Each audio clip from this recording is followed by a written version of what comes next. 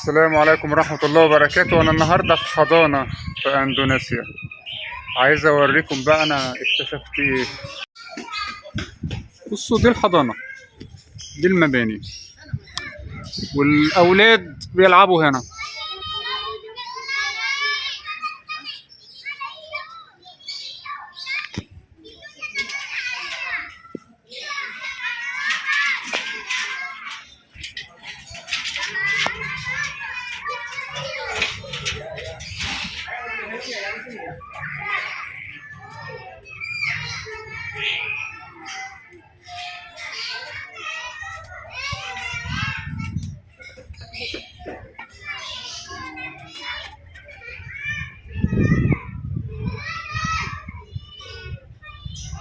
أنا عملت الفيديو ده مخصوص عشان أصورها لكم.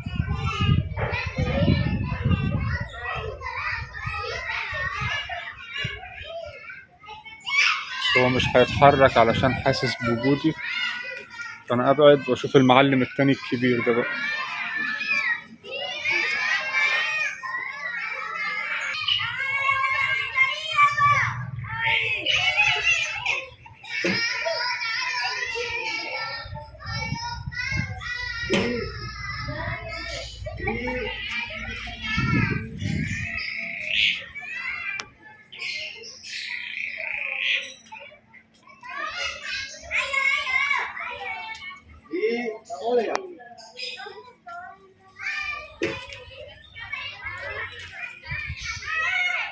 بس يا جماعة، هي دي الحضانة.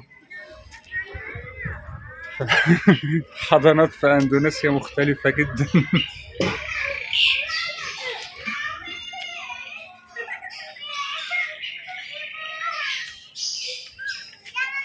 طبعا هي الحضانات والمدارس في أندونيسيا بتبقى حاجة اسمها ياسين، اللي هي بتبقى زي جمعية خيرية. يعني ما بتبقاش خاصة، يعني إن واحد مثلا يشتري أرض ويعملها مدرسة، لا، ما ينفعش الكلام ده. أنت بتعمل جمعية خيرية، والفلوس بقى كلها بتبقى في الجمعية. يعني كل الإيرادات بتاعة الحضانة بتبقى من الجمعية، والحساب البنك بتاع الجمعية بيكون تبع الجمعية مش تبع أفراد. دي برضو البلاي جراوند بتاعتها. تعالوا أوريكم الناحية التانية. ده بصوا برضو المبنى تبع الحضانة.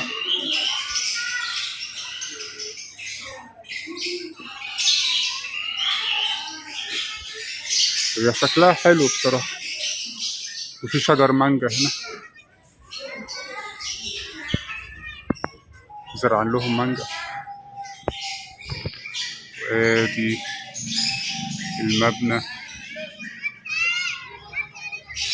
فأنا كنت بقول لكم إن هي الحضانة بتبقى جمعية خيرية، ما بتبقاش ملك أفراد، والمدارس كذلك برضه، ومكتوب على البوابة شكرا كثيرا.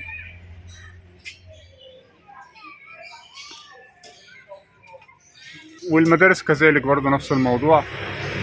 فما بتبقى خاصة، بس ما بتبقاش فلوس بتاعت واحد، فعشان كده بتلاقي فيها إمكانيات كويسة جدا. اوكي، terima kasih ya. السلام عليكم. بس هو ده كان الفيديو. انا بس كنت عايز اوريكم الاجوانا الساحلي الاندونيسية عشان تعرفوا بس البلد عاملة ازاي. اشوف وشكم بخير في فيديو تاني. ما تنسوش اللايك والشير، والسلام عليكم ورحمة الله وبركاته.